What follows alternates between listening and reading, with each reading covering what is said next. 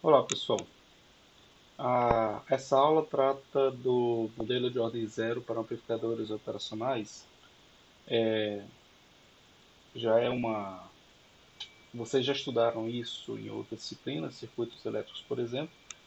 Eu fiz uma revisão desse assunto na primeira aula sobre amplificadores operacionais. De qualquer forma, como é importante para essa parte do curso que vocês tenham bem em mente o que é o modelo de ordem zero, eu vou revisar aqui com um exemplo. Tudo bem? Bom, relembrando o modelo,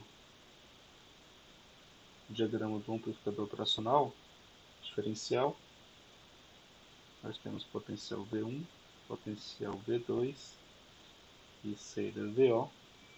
No modelo de ordem zero, nós assumimos que VO se relaciona com V1 e V2 pela relação A vezes V2 menos V1. Em que esse ganho A, o ganho diferencial, ele é finito. Na primeira aula, nós assumimos que esse ganho A iria para infinito. A gente avaliava a relação entrada-saída do circuito com A indo para infinito. E fizemos um exemplo com um amplificador não inversor de análise com ganho A finito. Como o nosso objetivo aqui vai ser de relembrar esse conceito, eu vou fazer análise com amplificador inversor. O amplificador inversor tem essa configuração. Tensão de entrada, tensão de saída. Saída V0, vamos ter aqui no V0 a saída. E nós vamos fazer análise puramente em DC, porque nós assumimos que o A é constante dependendo da frequência. Então, vamos considerar unicamente DC. Aqui as resistências R1 e R2. Bom, nós temos aqui nessa relação que V2 é igual a zero, esse potencial aqui. E V1 é obtido pela interferência tanto de VE como de VO em V1. Então, como essa corrente de entrada é zero, ou seja, não existe carga dessa análise, como nós podemos obter o valor de V1? Uma forma que eu gosto bastante de usar é essa de cá.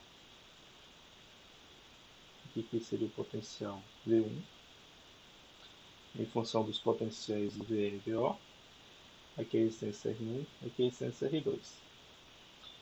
Pois bem, aplicando o princípio da superposição, como esse aqui é um circuito linear, você pode primeiro ver em V1 a interferência de VO e depois somar isso à interferência de VE. Considerando a interferência de VO, como VE é um potencial em relação à Terra, eu vou fazer VE zero, ou seja, se eu tivesse potencial sendo zero, então daqui eu vejo que VO interfere V1 dessa forma.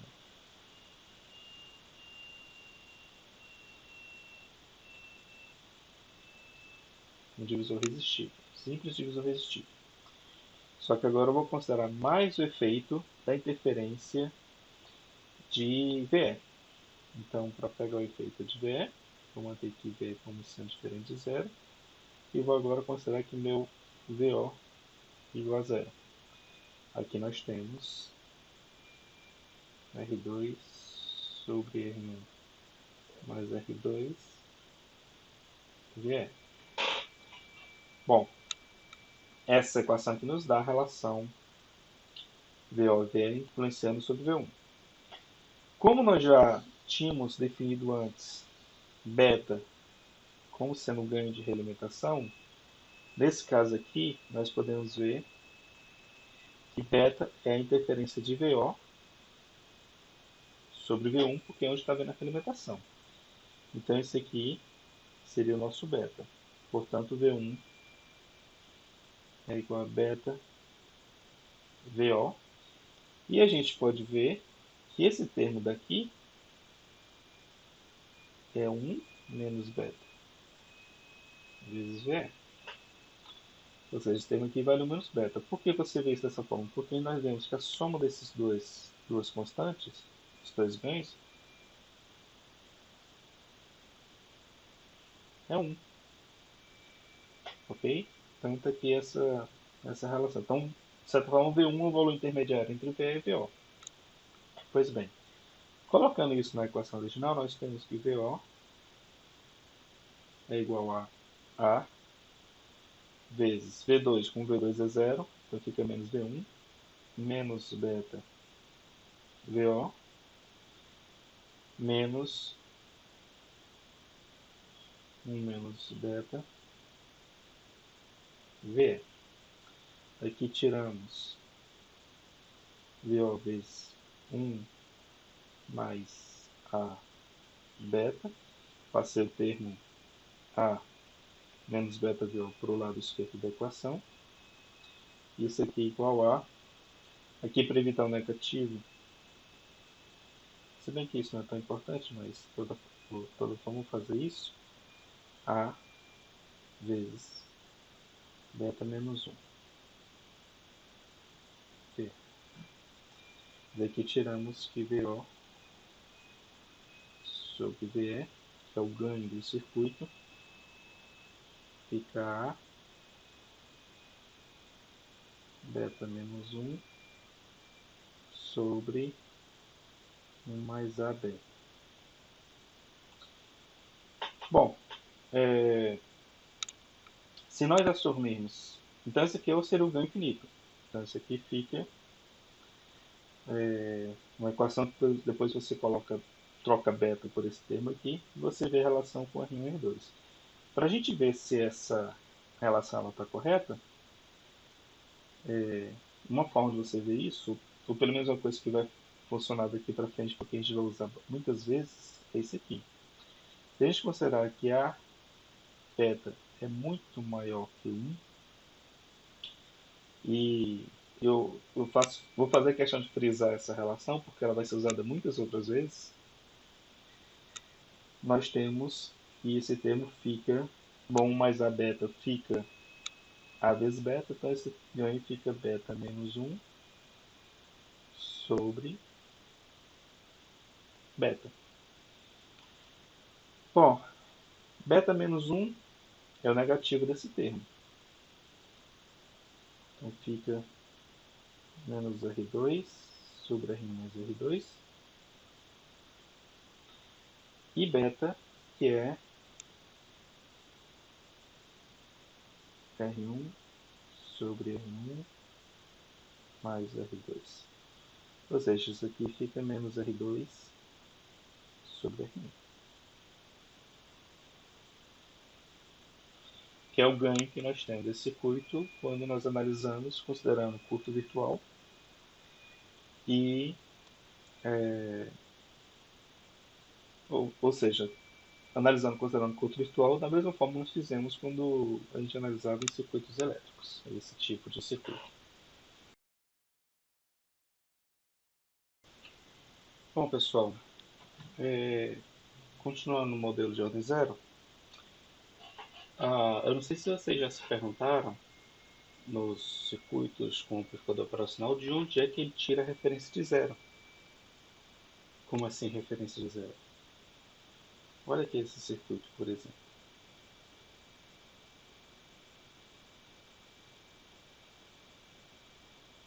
Seria um amplificador não inversor.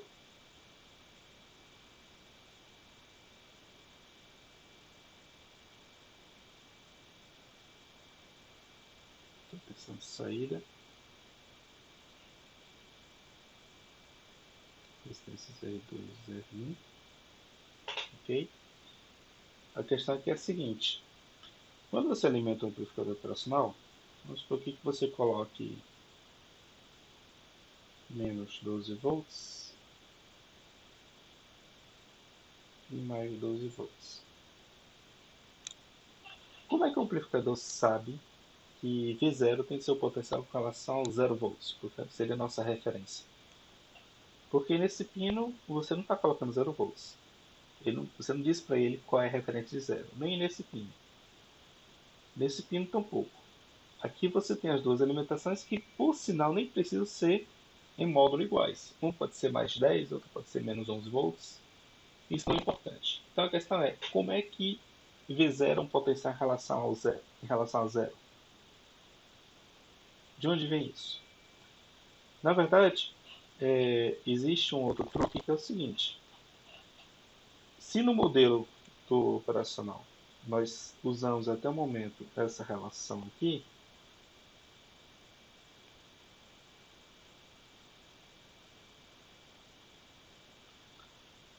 essa relação aqui já daria a entender que V0 tem que ser um potencial em relação à Terra. Só que não é. Internamente aqui dentro do amplificador você tem uns circuitos. E de onde é que ele vai tirar a referência de zero para dizer de V0 em relação à Terra? Na verdade, o que ocorre internamente é que V0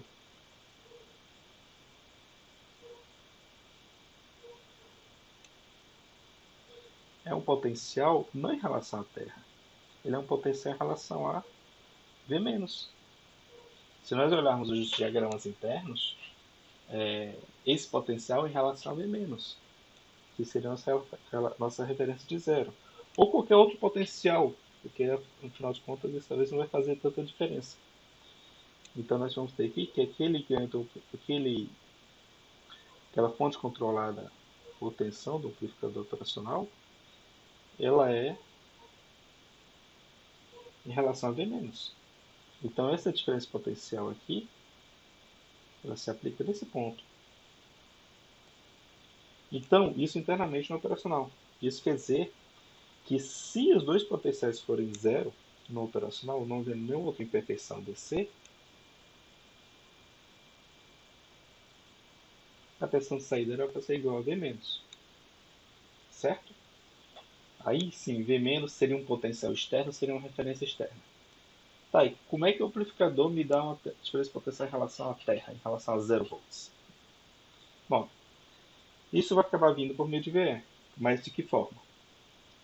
Pela seguinte, vamos continuar, voltar à análise desse circuito, em que nós temos aqui que o potencial V2 é igual a VE. Vamos manter o ganho A finito. O potencial V1, como nós já analisamos antes, V1 é igual a beta V0 mais 1 menos beta vezes quem? Vezes zero. Que seria esse potencial aqui. Portanto, V1 igual a beta V0. Não precisava ter seguido tanto aqui, tanto porque o potencial de zero já está aqui. Bom, enfim.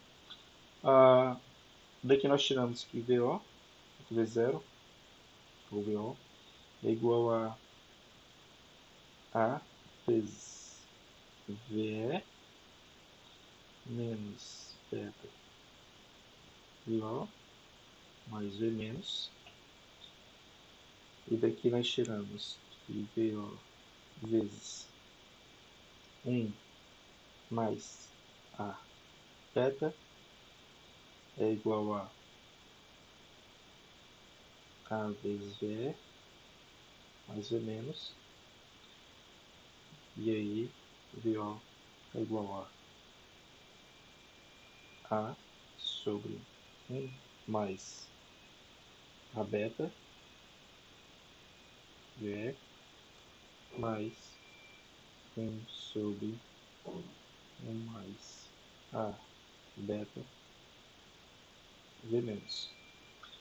Então daqui a gente percebe já uma coisa.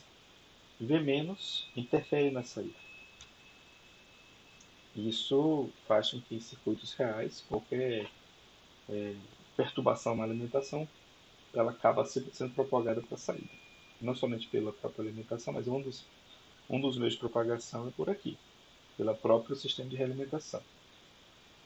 Outra coisa é o seguinte, esse termo aqui, o que ele faz? Ele é um offset. Então, dos motivos para aparecer uma tensão de offset na saída de circuitos com amplificadores operacionais É, vem da sua própria alimentação, sua forma de construção interna, sua própria construção, que seria esse termo daqui, ok? Além, naturalmente, de outros motivos, quando a gente estudou a parte de tensão de offset nos amplificadores operacionais. Bom, e o que acontece quando a beta é muito maior que 1? Esse termo aqui vem para 1 sobre beta. E esse termo de cá vem para 1 sobre a beta. E não é difícil da gente perceber que esse termo aqui é um valor finito. E esse termo aqui tende a zero com a beta muito maior que 1. Ok? Então com a, na verdade, não é, matematicamente não é isso. Se a beta tender a infinito também.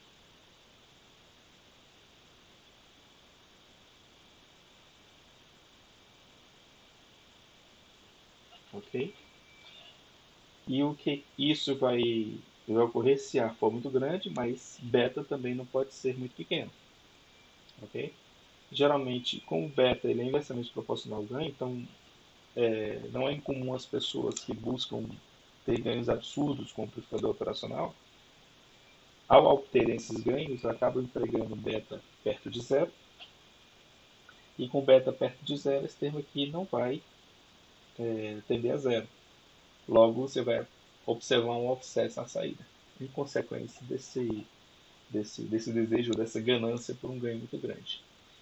E mais à frente, quando a gente for estudar a parte de estabilidade, a gente vai ver muitos outros motivos para não se procurar ter ganhos excessivamente grandes com amplificadores operacionais.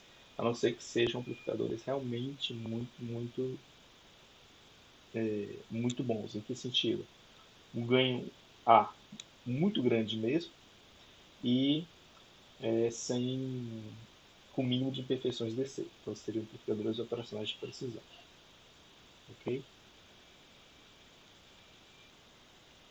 Bom, continuando no assunto aqui de modelo de ordem zero, existe uma outra extensão do modelo que permite considerar o efeito da tensão de modo comum. Na verdade, os amplificadores, devido à sua construção, eles acabam tendo interferência também do ponto de polarização das entradas, o ponto de tensão. O que isso quer dizer? Quer dizer o seguinte: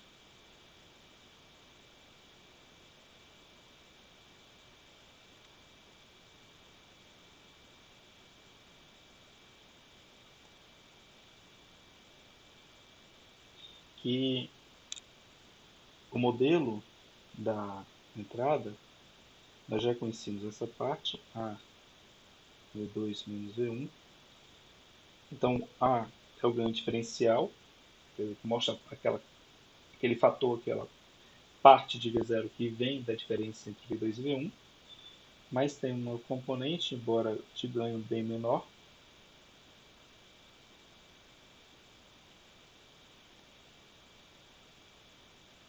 que vem da tensão de modo comum, em que ACM é chamado ganho de modo comum. Esse parâmetro ele está nos datasheets dos amplificadores. E VICM é chamada tensão de modo comum, tensão de entrada de modo comum, que nada mais é do que a média entre V1 e V2. Ok? Bom,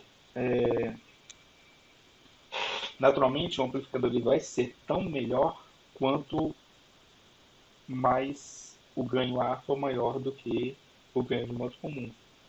E aí existe uma definição, que é a definição de CMRR, que é a razão de rejeição de modo comum, que seria essa razão entre o módulo do ganho A e o módulo do ganho A em modo comum. Como nos amplificadores o A é muito maior que o ACM, Então, realmente, essa relação é muito grande. E algumas vezes também vocês vão encontrar essa relação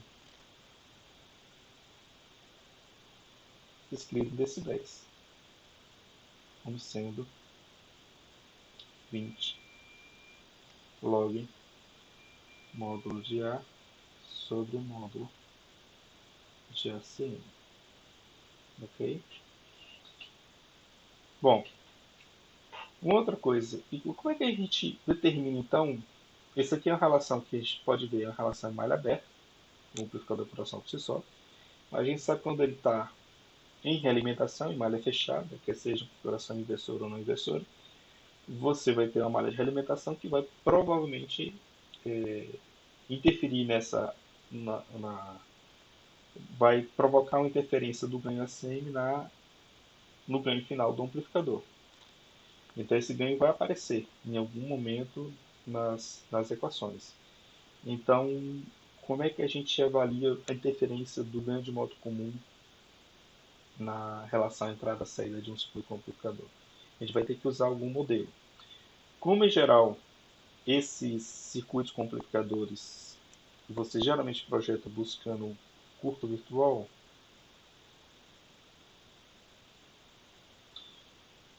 então não é incomum nós dizermos que V1 é aproximadamente igual a V2, que é aproximadamente essa tensão PICM, ok? Então, se nós colocarmos coisas dessa forma, nós podemos reescrever V0 como sendo A vezes V2 menos V1, ok?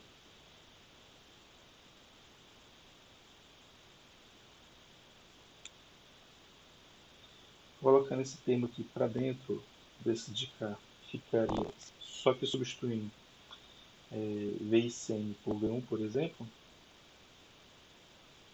teria mais ACM sobre a V1. Ou ainda,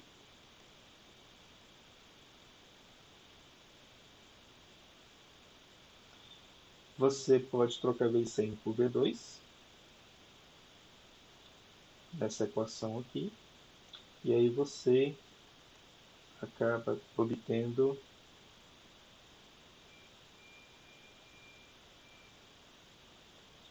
bom, aqui quando você trocou por V1 também isso aqui, já que porque V1 e V2 vão ser muito próximos.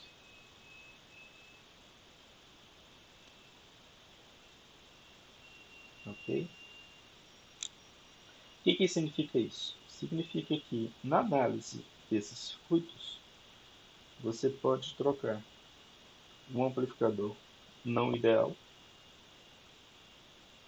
ok? Que tem CMRR, por modelos com amplificador ideal, às vezes fazer análise como se fosse um amplificador ideal, só que trocando o amplificador real por esse conjunto aqui.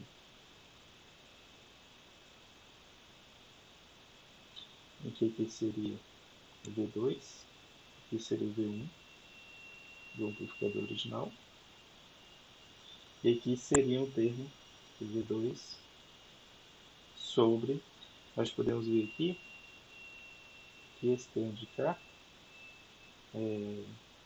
é a inversa do CMRR, porque o CMRR é um parâmetro do amplificador. Ou ainda você pode usar também isso aqui, aproveitando outro modelo.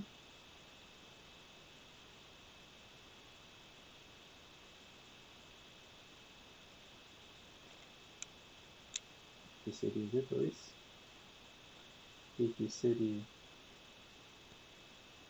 V1.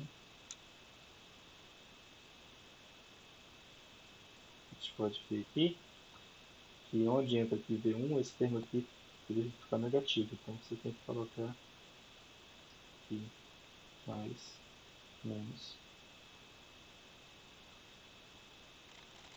V1 sobre CMRR. Okay? Então, qualquer um dos dois modelos é válido. E aí, para você fazer a análise. Bom, vamos pegar aqui um exemplo para a gente fazer a análise. Amplificador não inversor.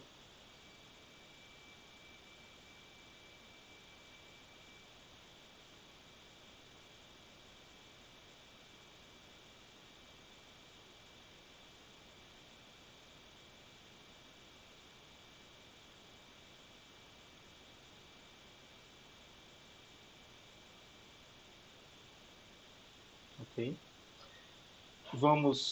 Nós estamos assumindo que esse é um amplificador que tem CMRR, seja um amplificador real.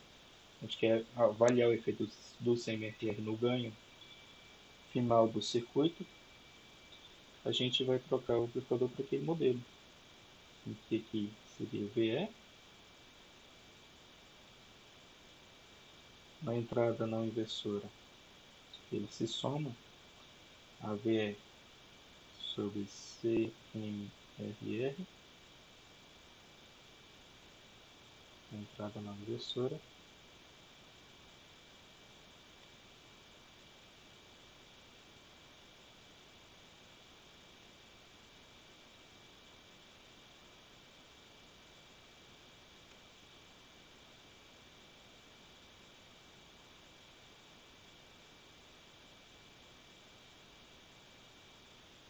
Ok? Então, para fim de análise, nós vamos analisar esse circuito aqui. Bom, o que nós vemos aqui, de forma bem simples, bem direta, que esse potencial aqui,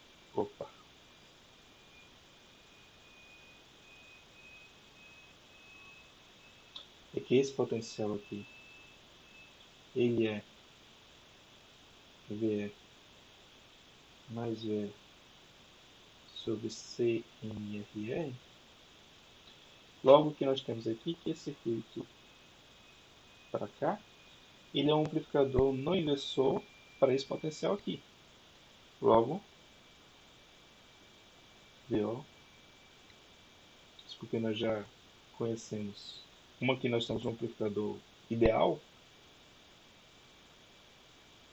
VO vezes 1 mais R2 sobre R1, que é o ganho do amplificador não inversor, vezes a tensão que vai ser amplificada. A gente pode até colocar o VE em evidência.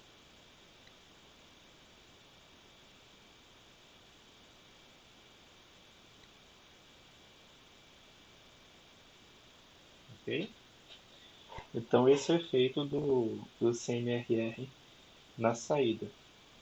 Ou ainda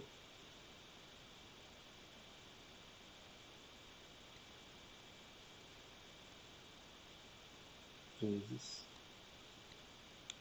VE mais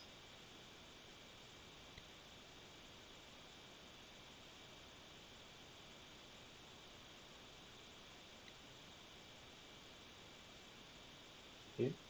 De toda forma, nós vemos claramente que o CMRR interfere unicamente no ganho obtido ao final. Como, em caso bem real, como as resistências R1 e R2 são resistências que não necessariamente são de precisão, às vezes a influência do CMRR é muito pouca no resultado final.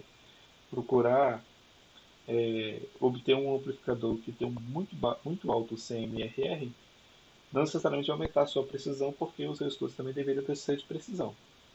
Por outro lado, se você está fazendo um projeto de precisão, com resistências de precisão, pode não ter muito efeito nesse resultado se o amplificador também não for de precisão, porque o CMRR pode mudar bastante de um amplificador para outro. Okay? No caso de um amplificador inversor, olha o que acontece no amplificador inversor.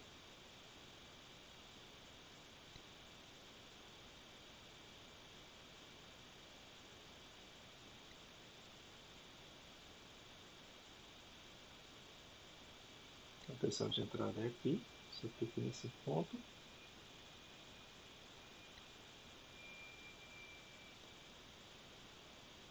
O que acontece com o amplificador inversor? A tensão de modo comum é aproximadamente zero. Por conta do furto virtual, nós temos 0 volts, aqui aparece mais ou menos 0 volts aqui nesse ponto. O que quer dizer que a interferência no caso do amplificador inversor, só retomando aqui o modelo original, a interferência da tensão de modo comum na saída acaba sendo minimizada no caso de amplificador inversor. Então, outra forma de você minimizar a interferência de modo comum é usar a configuração de um amplificador inversor para o seu projeto. Sabendo que dois amplificadores de inversores em série te dá um amplificador não inversor. Ok? Tem outras implicações com relação à resposta em frequência, quando você coloca combinações em série, mas isso a gente vai deixar para estudar mais à frente na parte de modelo de primeira hora. Tudo bom? Então era isso que eu tinha para falar com relação ao modelo de ordem zero e introduzindo o conceito de rejeição modo comum, ganho de modo comum, que é o parâmetro que vocês encontram nos datasheets de amplificadores operacionais.